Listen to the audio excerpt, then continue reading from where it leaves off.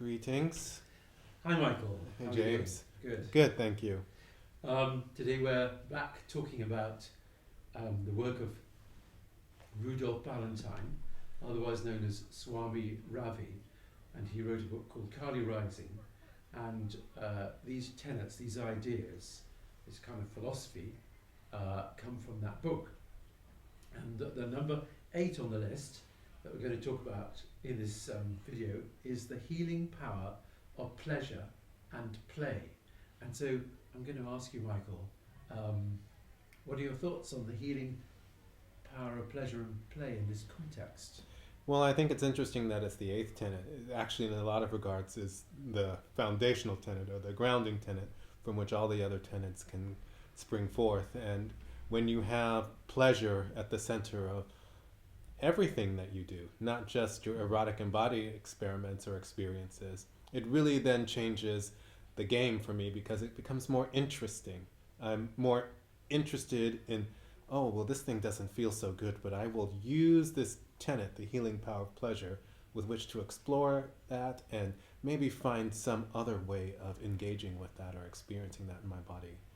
How does it seem for you? Well, I think I wrote underneath that, I wrote, it's the antidote to Puritanism. I think we have to kind of out Puritanism in our society and life, and that actually underpins a lot of our way of thinking. I grew up as a Church of England Protestant, but with really quite low church puritanical roots. But I think, they pervade our attitude to sex, to the pleasure of living in the body, to sensuality, to just being playful about life. Yeah. And actually what Swami Ravi says really is that this playful idea of the power of pleasure and play goes through all our thinking. And I think, and it's actually central to the tantric spiritual path. So I think one of the things that was radical for me, I always remember the first time I met Swami Ravi, which was thanks to you, we did some meditation, we did some yoga to get our alignment, to get the body working better. And then we did some meditation, and I really enjoyed it. Yeah. It was embodied, it was sensual, it was pleasurable, and I realised that I could get into a meditation practice, which I'd always seen as a slight punishment of having to sit still and be quiet. And so he really brought the pleasure and play into meditation. But also I think as a result of practicing some of those meditations and the yoga and alignment and just generally thinking like this, I enjoy living in my body more. Yeah. And I have a sense of the subtle energy, which in yoga we call prana, moving around my body, and I find that is something I can play with and I'm curious about, and that I can play with in relationship with other men that I might meet. Absolutely. Yeah. I loved when you said a couple of things, and one of the ones I'm going to focus on right now is about being in your body more. And that when you did yoga first and then went into the meditation, the yoga is pleasurable in and of itself as well, which makes the meditation pleasurable. And to have a mind around coming into these experiences with a sense of pleasure, anticipating that.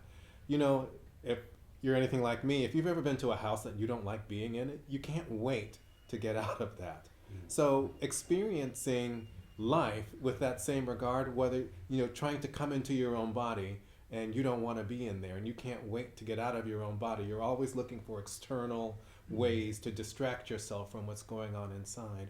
And I think the healing power of pleasure provides an opening for us to actually come back to our bodies and to remember the pleasure that we've experienced as kids on the playground or doing something that was memorable, and then using that to even amplify that further through our practices. I just love the idea that we can come back to our body and then bring about this inner change that becomes the beginning of, like you said, the social change around the puritanical nature of how many of us grew up. Absolutely. Yeah. And I think we can't really avoid the subject of sex during this particular discussion of the healing power of pleasure. I hope not. Yes. And of course, sensuality and sexuality are also, I see them actually as a spin-off from the way of life. Mm-hmm. I think, people who don't know about Tantra see them as what Tantra is about. Mm-hmm. But actually, I think this sort of sensual pleasure of being with one another, and possibly moving towards a non-ejaculatory orgasm is a wonderful side effect of living the life, and but it's not absolutely right at the centre of it. I don't know how you feel about that. Well, you opened up a huge can of worms with the words non-ejaculatory orgasm, because it's often something like that, or that thing in and of itself, that often attracts people to this lineage of Tantra, especially us gay queer men. And interestingly enough, when that experience is had and able to be replicated, then that actually becomes the way that I want to feel pleasure in all areas of my life. And it doesn't have to be as,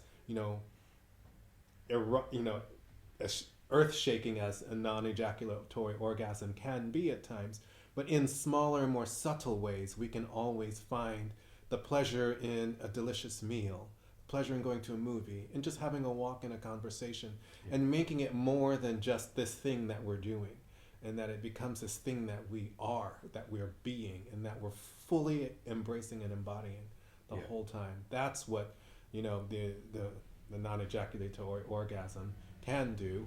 And then when you do choose to actually have a complete or full orgasm, then it becomes even that much more delicious. So it's a win-win, win-win. Well, do you think we've covered enough of that for? Yeah, I think we've put enough out there that if someone else has other questions, they can contact us or just come to one of our retreats. Yeah, no, we're running a couple of retreats in Kent this summer, but we'll be doing other stuff. So yes, keep in touch. We'll see you soon. Thank you. Bye-bye. Bye-bye.